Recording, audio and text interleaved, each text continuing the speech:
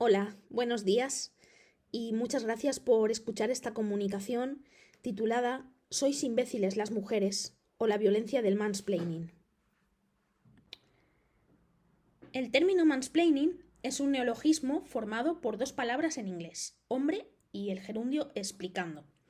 Y aunque solo hace poco más de 10 años que empezó a utilizarse en Estados Unidos y que de allí se expandió al resto del mundo, se ha convertido ya en ese poco tiempo en un vocablo básico del vocabulario feminista. La periodista Rebecca Solnit no asume como propia la creación de este vocablo, pero sí que es verdad que su artículo Los hombres me explican cosas, que se publicó en 2008 y que luego sirvió de título para el libro que se publicó en España por Capitán Swing y que sirvió también para que en España conociéramos este vocablo, pues marcó un antes y un después para el concepto y para que muchas mujeres tomaran conciencia y supieran que lo que habían sentido muchas veces a lo largo de su vida pues tenía un nombre y era una violencia, un tipo de violencia específica contra las mujeres. En este volumen editado por Alicia Puleo para la editorial Cátedra, se ofrece una especie de vocabulario feminista. Y entre las diferentes palabras con su entrada correspondiente no podía faltar el término que aquí nos ocupa, mansplaining, o machoexplicación, como prefiere la RAE que lo designemos. ¿Cuándo se produce un mansplaining? Se produce cuando un hombre le explica a una mujer de una manera condescendiente y paternalista algo y al mismo tiempo es incapaz de asimilar lo que la mujer está expresando. Existen diversos estudios psicológicos que demuestran que los hombres, a través de la socialización que experimentan desde pequeños, han aprendido a presuponer que aquello que dice un hombre es más importante, es más inteligente y es más interesante que aquello que dice la mujer, aunque sea la misma cosa. Los hombres han aprendido que las mujeres tienen una comprensión, unos conocimientos, una experiencia inferiores a las de los hombres por el simple hecho de ser mujeres y que por lo tanto escucharlas es quizá una pérdida de tiempo, algo que no puede aportarles nada. Por el contrario, se revela que las mujeres necesitamos la tutorización de los hombres para entender cómo funciona el mundo, que estamos a la espera de que ellos nos lo expliquen. Explica Rebecca Solnit que el mansplaining es una de las maneras en las que en una conversación educada se expresa el poder masculino, el poder patriarcal sobre la mujer. Y ello con aparente educación. En esta comunicación vamos a hacer un breve recorrido por esta actitud machista a través de cuatro novelas escritas por autoras de la modernidad. El objetivo es poner de relieve cómo este tipo de violencia lingüística y psicológica contra la mujer ha sido retratada por mujeres escritoras durante muchas décadas y como una forma de anulación de la mujer, de anulación femenina, y además una forma cargada de crueldad y de despotismo, aunque disfrazada en apariencia de buenas formas. Además, y como en la diapositiva anterior ya habéis podido ver con esa obra Pareja conversando, me gustaría también añadir a mis comentarios literarios estas imágenes pertenecientes a obras plásticas de la modernidad también, donde de alguna manera se plasma de nuevo esta idea del mansplaining, pero de forma gráfica. De hecho, en los últimos tiempos hemos ido viendo en las redes sociales como muchas mujeres han utilizado la historia del arte para mostrar estas actitudes machistas de no escuchar a las mujeres y de imponer el punto de vista masculino o de molestar verbalmente, oralmente a una mujer, como vemos en estas dos pinturas que han sugerido multitud de memes en las redes sociales. La primera de las novelas que me gustaría comentar es esta, se titula Vera y fue publicada en 1921 por una escritora de origen australiano, aunque criada en Gran Bretaña, Elizabeth Von Armin. Se considera un antecedente directo de otra obra clásica del suspense escrito por mujeres, como es Rebeca, de Daphne du Maurier, con la que mantiene claros vínculos. En esta historia, en la historia de Vera, se nos presenta a una joven protagonista, Lucy, que acaba de perder a su padre ocupaba en su vida un lugar central, era su mentor, era su tutor, era su figura de referencia, y cuando desaparece ella se queda totalmente sola, y en ese momento hace su entrada Everard Wemish, que es un señor maduro que la dobla en edad, en principio muy atento, muy caballeroso y que es capaz de llevar las riendas de la vida de Lucy ocupando el lugar que había dejado su padre. Poco tiempo después le pide que se case con él, ella accede tras un noviazgo muy breve y entra a vivir a la mansión en la que este señor se había quedado viudo y donde poco a poco vamos sabiendo que Ver había tenido pues un matrimonio tormentoso con Wemyss, dado el carácter de este hombre, y que finalmente había decidido pues suicidarse saltando por una de las ventanas de la mansión. A esa mansión llega Lucy, asustada, confundida, y vivirá pues experiencias de un matrimonio inquietante, tenebroso, y que además representa esta mirada del hombre sobre la mujer, tutorizadora, condescendiente, porque Wemyss está permanentemente siempre explicándole a Lucy cómo debe reaccionar, cómo debe sentirse, cuál es la actitud que debe tomar, y no le deja ser libre, espontánea y natural. Vamos a ver a continuación un ejemplo. Durante el breve noviazgo en el que Wemyss consigue cautivar a esta joven inexperta, a Lucy, hay una pequeña oposición a esta relación, que es la de la tía de Lucy. La tía de Lucy ve algo turbio, ve algo extraño en este señor y no está de acuerdo en que el matrimonio se produzca de forma tan rápida. Wemyss insiste una y otra vez a Lucy de que debe convencer a su tía de que los deje estar solos y que no esté presente nunca en sus conversaciones. Y que le diga ya a la tía que van a casarse, ¿no? Entonces, vamos a leer este fragmento. Lucy dice: se lo he contado, le ha contado a la tía que mantiene con él una relación amorosa. Le confesó Lucy, que parecía cansada. Wemyss la estrechó contra su corazón en un fuerte abrazo. El amorcito de Everard, dijo, mientras la besaba una y otra vez. El amorcito maravilloso de Everard. Durante toda la novela está hablando a su novia y luego a su mujer como si fuera una niña pequeña, como si fuera una niña tonta. Sí, pero empezó Lucy con un hilo de voz. Sin embargo, estaba tan enterrada en su abrazo que su voz quedó amortiguada y se perdió. ¿Ves cómo tenía razón?, le dijo triunfal sin dejar de abrazarla. No es así como debe ser, tú y yo solos, sin nadie que nos mire ni nos estorbe. Sí, pero empezó Lucy de nuevo. Nunca la deja terminar las frases. Los diálogos con Lucy son diálogos plagados de puntos suspensivos en los parlamentos de Lucy, porque nunca puede terminar, porque él la interrumpe o ella tiene miedo de causarle a él, de herirlo cuando habla, entonces siempre está frenándose. Sí, pero empezó Lucy de nuevo. ¿Qué dices? Wemyss se echó a reír y se puso la mano en la oreja. Sí, pero, más bien un sí rotundo, cosita preciosa. Para nosotros no existen los peros, solo los síes. La conversación prosiguió en la misma línea durante un buen rato, hasta que Lucy por fin consiguió contarle que su tía se había llevado un disgusto. A Wemyss le pareció tan irrelevante que ni siquiera le preguntó la razón. No le despertaba ni la más mínima curiosidad nada de lo que su tía pudiera pensar.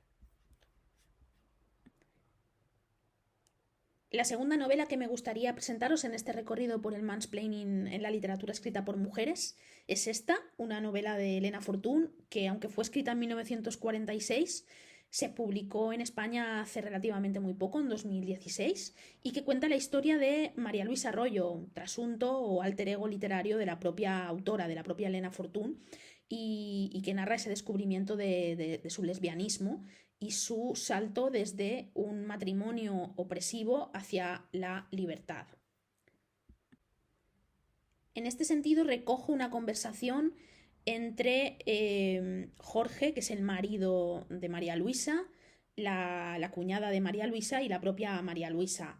María Luisa intenta ganarse la vida, trabajar, haciendo lo que más le gusta, pintar, pero Jorge, que también es pintor y considera que su pintura es la verdaderamente valiosa, importante y la que debe exponerse y la que debe recibir la crítica de los especialistas y no la de su mujer, va arrinconando el trabajo de la mujer hasta el punto de que ella tiene que trabajar, tiene que pintar por las mañanas cuando se levanta temprano en el cuarto de baño para que él no la vea trabajar, ¿no? Hasta este punto de celos y de rabia hacia el trabajo de la esposa.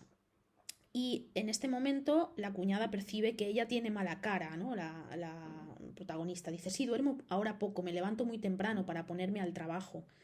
Jorge se burló sarcásticamente. Al trabajo. Sois imbéciles las mujeres. ¿Tu trabajo? ¿Qué trabajo es ese? Te estás poniendo pedante. Te lo advierto para que no hagas el ridículo. ¿Y piensas seguir trabajando toda la vida? Sí, naturalmente, dice ella. Hasta ahora he vivido sin orientación, sin brújula, sin ilusiones, como vacía. Y él replica, yo he creído siempre, que a una mujer le bastaba con las ilusiones y los éxitos de su marido. Si me he equivocado, tal vez a otras les baste, a mí no. Y procuré decirlo humildemente como quien se acusa de una falta.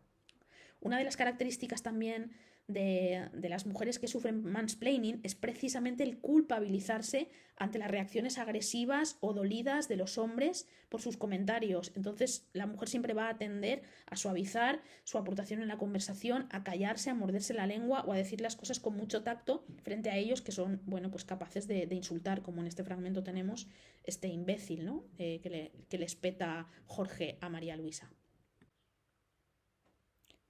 La tercera novela de este recorrido pertenece a una escritora italiana, Livia De Stefani, y fue publicada en 1953. Toda la trama se ubica en la Sicilia profunda de los años 20 y la novela está protagonizada por un hombre turbio ligado a la mafia, de una actitud despiadada y brutal en muchas ocasiones, que se llama Casimiro Badalamenti y que mantiene una relación de dominio absoluto sobre Concheta, su mujer, que se había dedicado hasta el momento en el que se puso a vivir con él a la prostitución. Y eso también la vuelve un ser más débil, en una situación mucho más precaria para poder plantarle cara a su pareja.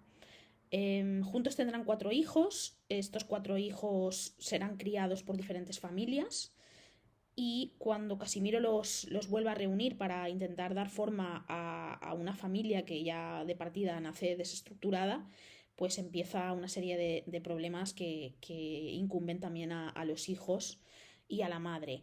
La novela es un retrato crudísimo, pero escrito de una forma maravillosa por parte de Livia De Stefani, de la opresión, del miedo, de las jerarquías en el seno de la familia patriarcal. Y me gustaría rescatar un breve fragmento. Es este. Casimiro convence a Concheta de que cada vez que se queda embarazada y da luz, debe dar en adopción a sus hijos, a sus bebés, porque considera que es deshonroso tener descendencia con una mujer que hasta hace poco era prostituta.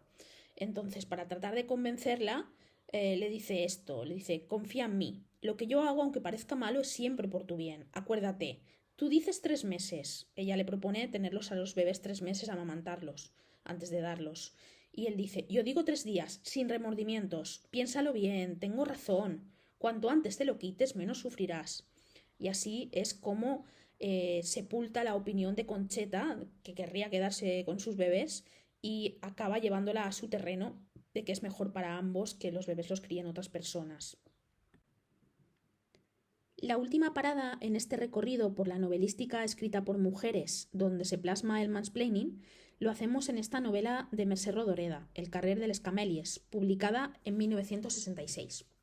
Esta novela nos cuenta la vida de Cecilia, una niña que fue abandonada en las puertas de la vivienda de un matrimonio sin hijos y que crece en esta familia de acogida sin sentirse nunca parte de ella. Tratará de encontrar su lugar en el mundo cuando crezca a partir de sus relaciones con los hombres, unas relaciones tóxicas, plagadas de dolor, de soledad, de sufrimiento, que le llevarán incluso a moverse hacia ambientes como la prostitución y que finalmente terminan en una Cecilia que toma conciencia de su dependencia de los hombres y de la necesidad de emanciparse y de poder gestionar por ella misma su propia vida. A lo largo de la novela veremos cómo Cecilia es cosificada, tratada como un objeto sexual, por parte de los hombres a los que va conociendo y con los que se va relacionando. Aquí tenemos un par de fragmentos donde se muestra cómo la opinión o las ideas de Cecilia no tenían ningún valor, ninguna importancia para estos hombres que veían en ella un cuerpo que podían utilizar. Traduzco. Me preguntó si quería otro café y le contesté que no, porque no me dejaría dormir por la noche. Enseguida me di cuenta de que le tenía que haber contestado otra cosa, porque estábamos a media mañana, pero él siguió hablando como si no me hubiera entendido, ¿no? La opinión de ella daba igual. Él ya le pedirá lo que considere en la barra porque paga él, y para eso se tomará ella lo que él quiera. Y un poco más adelante con su relación con el Adi. Dice, cuando iba a explicarle las cosas que me habían pasado, el Adio no me dejaba acabar y me decía que bebiera coñac. Él mismo me acercaba la copa a los labios y yo la vaciaba. Cuando ella quería expresarse y vaciar su corazón, hablar de sus sentimientos y de aquello que le interesaba comunicar a su pareja, él directamente no es que no quisiera escucharla, es que aprovechaba en esos momentos para tratar de emborracharla. Y lo que le interesaba era que ella se mantuviera en una especie de embriaguez mental. Llegamos a este punto y tenemos ya que cerrar esta comunicación. Espero que este recorrido por 4 obras significativas de la literatura escrita por mujeres haya sido ilustrativo a la hora de entender el mansplaining y su plasmación literaria. Podría haber utilizado otras obras maravillosas, estupendas de otras escritoras. Estoy pensando en Dacia Maraini, estoy pensando en François Sagan, en Ana María Matute. Queda mucho todavía por explorar en esta línea, en la escritura femenina. Pero no me gustaría dejar de resaltar que hemos visitado 4 obras escritas en 4 lenguas diferentes, por lo tanto pertenecientes a 4 tradiciones literarias distintas, y que en todas ellas hemos visto cómo se muestra esta actitud patriarcal del mansplaining para someter a la mujer, algo que forma parte de la cultura patriarcal general, independientemente de la lengua de escritura.